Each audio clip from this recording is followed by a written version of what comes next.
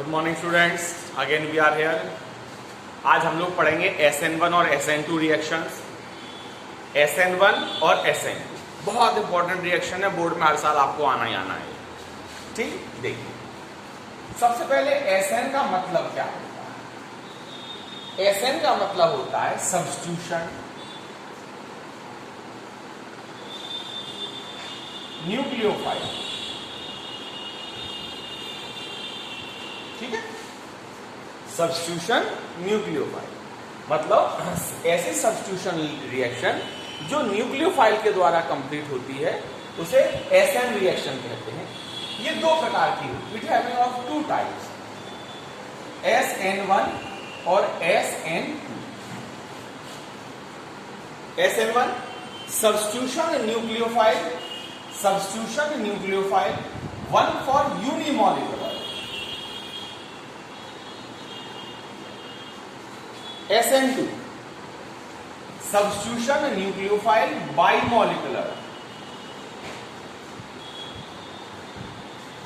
SN1 की order of the reaction 1 होती है और SN2 की ऑर्डर ऑफ द रिएक्शन 2 होती है। ध्यान रखिएगा, सब्स्टिट्यूशन SN1 का मतलब क्या है? Substitution nucleophile unimolecular. और SN2 का मतलब क्या है? Substitution nucleophile bimolecular. इसकी ऑर्डर ऑफ द रिएक्शन क्या होती है? 1 होती है पहले वाले की, दूसरे वाले की ऑर्डर ऑफ द रिएक्शन क्या होती है? 2 होती है। जो SN1 रिएक्शन होती है इसमें रेट ऑफ द रिएक्शन, अभिक्रिया का वेग ROR, rate of the reaction is dependent on to the only active masses of the alkyl halide. Means K is dependent on to the active mass of only alkyl halide. But in SN2 reaction, the rate of the reaction is equal to the is dependent on to the active mass of the reactant, मतलब alkyl halide, and also on to the active mass of nucleophile. ठीक, तो ये difference होता है। सबसे पहले SN का मतलब क्या है? Substitution nucleophile. अब सब्स्टिट्यूशन न्यूक्लियोफाइल कितनी प्रकार का है बेटा? 2 प्रकार का है, एक सब SN1, एक SN2। SN1 का मतलब सब्स्टिट्यूशन न्यूक्लियोफाइल यूनिमॉलिक्यूलर और SN2 का मतलब सब्स्टिट्यूशन न्यूक्लियोफाइल बाइमॉलिक्यूलर। SN1 के लिए ऑर्डर ऑफ द रिएक्शन क्या है? 1 है और इसमें रेट ऑफ द रिएक्शन केवल एल्काइल हैलाइड के कंसंट्रेशन पर डिपेंड करता है। SN2 में ये बाइमॉलिक्यूलर रिएक्शन है, इसमें ऑर्डर ऑफ द रिएक्शन 2 होती है और rate of the reaction alkyl halide और न्यूक्लियोफाइल दोनों पर डिपेंड करता है। ठीक है, अब हम लोग सबसे पहले SN1 रिएक्शन की मैकेनिज्म पढ़ेंगे। जरा समझिए, बहुत ज्यादा इंपॉर्टेंट है। देखिए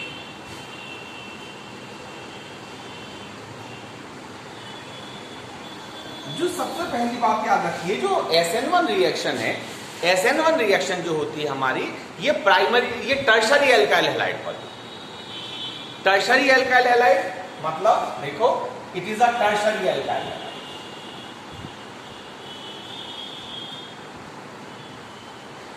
इसका नाम है tertiary butyl chloride, 3 degree butyl chloride. ठीक है, जब हम इस 3 डिग्री ब्यूटाइल क्लोराइड पर हम रिएक्शन किसकी करेंगे? एक्वस KOH की, जिसमें न्यूक्लियोफाइल कौन है? OH minus. ये न्यूक्लियोफाइल है, ये न्यूक्लियोफाइल इस पर अटैक करेगा।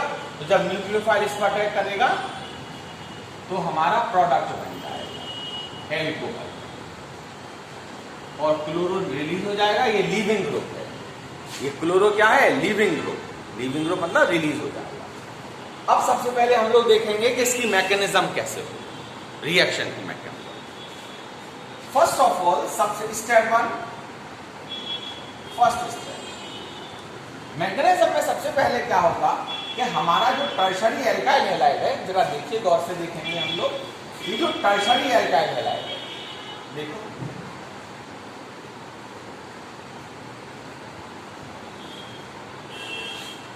इस पर जब हमारा न्यूक्लियोफाइल अटैक करने के लिए आएगा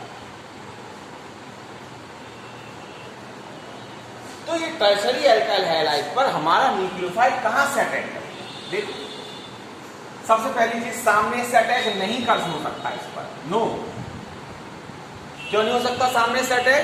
क्योंकि ये एक इलेक्ट्रॉन रिच है, तो हमारा जो क्लोरो है, क्लोरो भी एक इलेक्ट्रॉन रिच स्पीशीज है और इलेक्ट्रॉन रिच पर अटैक नहीं कर सकता। That is why in the SN1 reaction the attack of nucleophile does not occur from the forward side, आगे से इस पर अटैक नहीं हो सकता। अब फिर कहां से अटैक होगा? हमने कहा चलो भाई यहां से नहीं हो रहा, पीछे से अटैक करने के लिए गए, लेकिन इसमें पीछे से भी अटैक नहीं हो सकता। नो, क्यों नहीं हो सकता पीछे से अटैक? पीछे की तरफ मिथाइल ग्रुप लगा हुआ है, मिथाइल ग्रुप बल्की ग्रुप कहलाते हैं। बल्की ग्रुप क्या दिखाते हैं? Bulky group shows steric hindrance. Question आएगा कि हमारा न्यूक्लियोफाइल SN1 रिएक्शन में पीछे से आक्रमण क्यों नहीं कर सकता? हमारा न्यूक्लियोफाइल SN1 रिएक्शन में पीछे से आक्रमण इसलिए नहीं कर सकता क्योंकि पीछे की तरफ बल्की एल्काइल ग्रुप लगे हुए हैं और ये बल्की एल्काइल ग्रुप क्या करते हैं? आने वाले अटैकिंग रिएजेंट के जुड़ने का अपोज करते हैं। इस घटना को हम लोग कहते हैं स्टेरिक हिंड्रेंस। मींस हमारा न्यूक्लियोफाइल ना तो आगे से अटैक कर सकता है और ना ही पीछे से अटैक, डायरेक्ट नहीं कर सकता। आगे से क्यों नहीं कर सकता अटैक? क्योंकि आगे की तरफ क्लोरो ग्रुप है जो कि इलेक्ट्रॉन रिच है और पीछे की तरफ कौन है? मिथाइल ग्रुप लगे हुए हैं जो कि बल्की ग्रुप है और ये बल्की ग्रुप ना तो आगे से अटैक कर सकते हैं और ना ही पीछे से अटैक होने दें। फिर ये रिएक्शन होगी कैसे? देखो, तो सबसे पहली चीज कि इसमें रिएक्शन होगी कैसे होगी ये रिएक्शन? देखिए, सबसे पहले क्या होगा कि हमारा जो टर्शरी एल्काइल हैलाइड, ये स्टेप 1, ये tertiary alkyl halide in the presence of polar solvent या water, in the presence of polar solvent की प्रेजेंस में हमारा टर्शरी एल्काइल हैलाइड ब्रेकअप हो जाएगा और ये क्या बनाएगा? एक टर्शरी कार्बोकैटायन बनाएगा।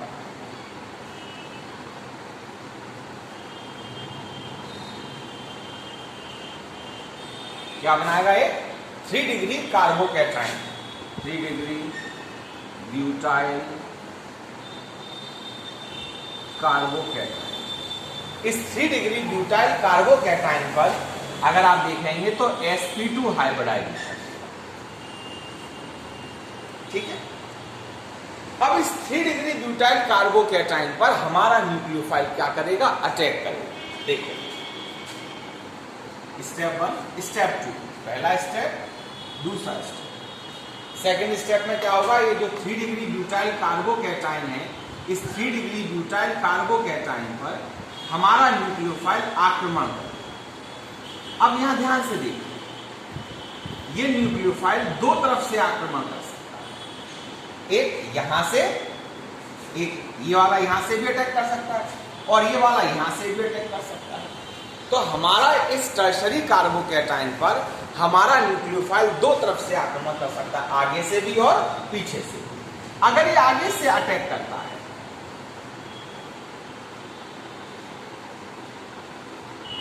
देखो, अगर ये आगे से अटैक करता है तो बनने वाले प्रोडक्ट का कॉन्फ़िगरेशन रिएक्टेंट के कॉन्फ़िगरेशन के जैसा होगा। इस घटना को कहते हैं रिटेंशन।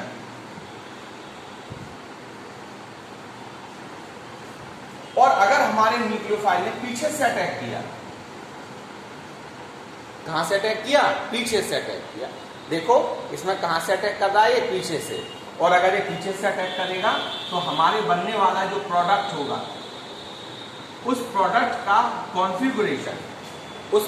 का कॉन्फ़िगरेशन हमारे रिएक्टेंट के कॉन्फ़िगरेशन से रिवर्स होगा।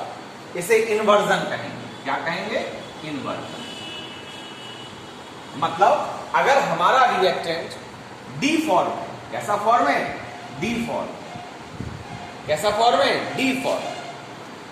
तो हमें डी फॉर्म और एल फॉर्म दोनों प्राप्त होंगे, डी और ये मींस SN1 रिएक्शन में जो प्रोडक्ट मिलता है वो प्रोडक्ट डी और एल दोनों बनते हैं। 50% डी फॉर्म बनता है और 50% कौन बनेगा? L form. It means in the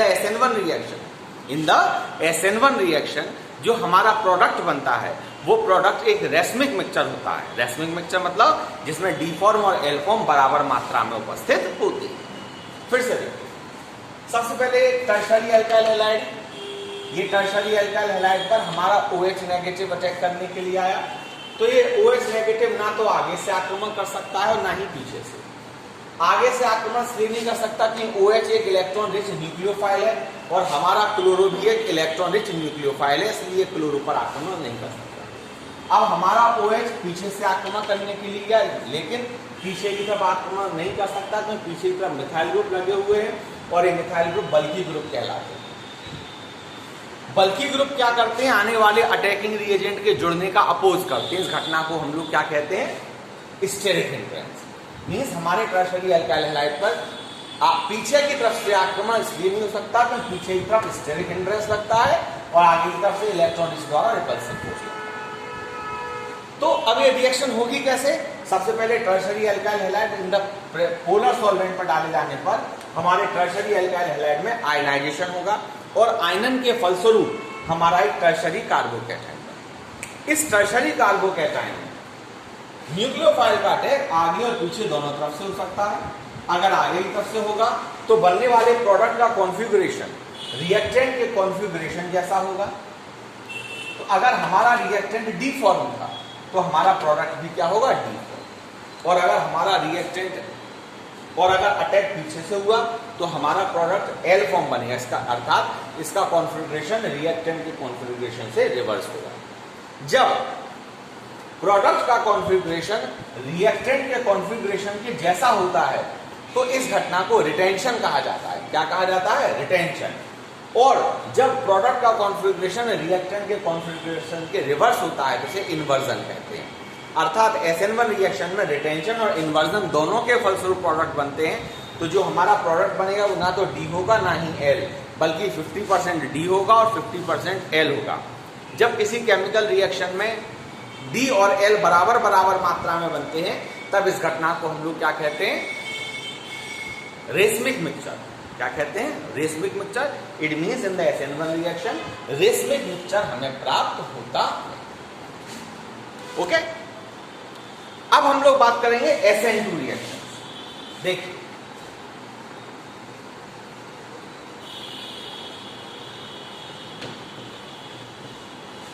जैसे हमने देखा कि SN1 रिएक्शन किस पर हो रही थी? टर्शरी अल्काइल हैलाइड पर।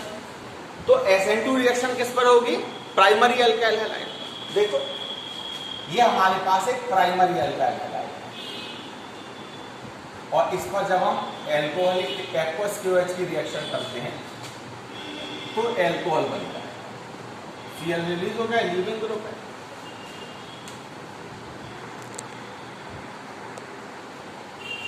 CH3Cl plus aqueous KOH, CH3 primary alkyl halide aqueous KOH से रिएक्शन किया तो मिथाइल अल्कोहल और क्लोरीन रिलीज हो गया। इसे SN2 क्यों कहते हैं? ये कौन सी रिएक्शन है? SN2। SN2 का मतलब सब्स्टिट्यूशन न्यूक्लियोफाइल बाइमॉलिक्यूलर। इस रिएक्शन के हमने जैसे शुरुआत में बता दिया था, इस रिएक्शन की ऑर्डर ऑफ द रिएक्शन कितनी होती है? 2। और इस रिएक्शन का rate of the reaction is dependent on to the active mass of the alkyl halide as well as the concentration of the nucleophile। ठीक है, अब इसमें क्या होगा समझे? SN2 रिएक्शन में क्या होगा हमारे पास? ये 1 स्टेप रिएक्शन है। 1 स्टेप।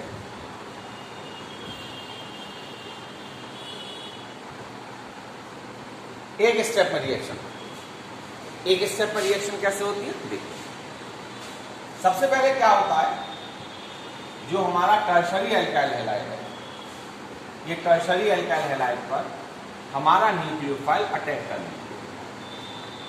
देखो OH एक वीक न्यूक्लियोफाइल है,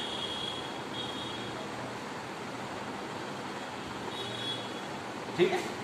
तो ये वीक न्यूक्लियोफाइल होने का कारण इस क्लोरो पर सामने से आक्रमण नहीं कर सकता, क्योंकि ये भी इलेक्ट्रॉन रिच है, ये भी इलेक्ट्रॉन रिच है, तो सामने से अटैक नहीं हो सकता। तो हमारा वीक न्यूक्लियोफाइल इस पर कहां से अटैक करेगा? पीछे से।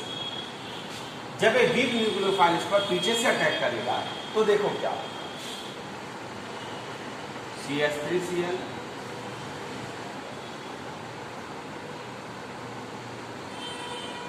OH, दोनों पर स्लाइड नेगेटिव चार्ज आ गया, एक इंटरमीडिएट ट्रांजिशनल स्टेट बन गया। इंटरमीडिएट ट्रांजिशन स्टेट, ये जो इंटरमीडिएट ट्रांजिशन स्टेट बनी, इसमें न्यूक्लियोफाइल ने कहां से अटैक किया? पीछे से अटैक किया। अब ये इंटरमीडिएट ट्रांजिशन स्टेट में जब इसने अटैक पीछे की तरफ से किया तो ये OH की O की इलेक्ट्रोनेगेटिविटी Cl से ज्यादा है, तो O क्या करेगा? इसके इलेक्ट्रॉन को खींच लेगा। तो देखो प्रोडक्ट क्या बना, CH3OH + Cl-। आप देखिए अगर रिएक्टेंट का कॉन्फ़िगरेशन इस तरफ था तो प्रोडक्ट का कॉन्फ़िगरेशन इस तरफ है, तो ये क्या हो रहा है? इन्वर्जन के रिटेंशन? इन्वर्जन। क्यों? क्योंकि अगर हमारा रिएक्टेंट D फॉर्म था तो हमारा प्रोडक्ट क्या है? L form. ये क्या कहलाता है? इन्वर्जन। तो जो SN2 रिएक्शन होती है, SN2 रिएक्शन में क्या होता है? इन्वर्जन होता है, जबकि SN1 रिएक्शन में रिटेंशन और इन्वर्जन दोनों होते थे। इट मींस SN1 रिएक्शन में रेसमिक मिक्सचर बनता था और SN2 रिएक्शन में क्या होता है? अगर हमारा रिएक्टेंट D फॉर्म है तो हमारा प्रोडक्ट L फॉर्म होगा, और हमारा रिएक्टेंट L है तो प्रोडक्ट। SN2 रिएक्शन में अटैक कहां से होता है? पीछे की तरफ से। आगे की तरफ से अटैक नहीं हो सकता। क्यों नहीं हो सकता? क्योंकि आगे तक इलेक्ट्रॉन रिच स्पीशीज क्लोरो उपस्थित। हमारा न्यूक्लियोफाइल है, ये न्यूक्लियोफाइल एक वीक न्यूक्लियोफाइल है, अटैक कहां से करेगा? पीछे की तरफ से अटैक करेगा, और जब पीछे की तरफ से अटैक करेगा तो ये एक इंटरमीडिएट ट्रांजिशन स्टेट बनाएगा, और इस इंटरमीडिएट ट्रांजिशन की जो स्टेट बन गई, इस इंटरमीडिएट ट्रांजिशन स्टेट टूट जाएगी, क्योंकि OH की इलेक्ट्रोनेगेटिविटी Cl से ज्यादा है। जब इसकी इलेक्ट्रोनेगेटिविटी से ज्यादा है तो ये क्या होगा? पीछे की तरफ अटैक करके प्रोडक्ट होगा। अच्छा, SN2 रिएक्शन में, SN2 जो रिएक्शन है, इस SN2 रिएक्शन में हमें पोलर सॉल्वेंट की कोई जरूरत नहीं है। क्यों? क्योंकि इसमें अटैक कहां से होता है? पीछे से। ठीक। अच्छा, अब अगर हम लोग बात करते हैं SN1 SN2 में डिफरेंस क्या होगा? SN1 SN2 में डिफरेंस ये लिख लीजिए, इसको स्टॉप करके लिख लीजिएगा, ठीक है।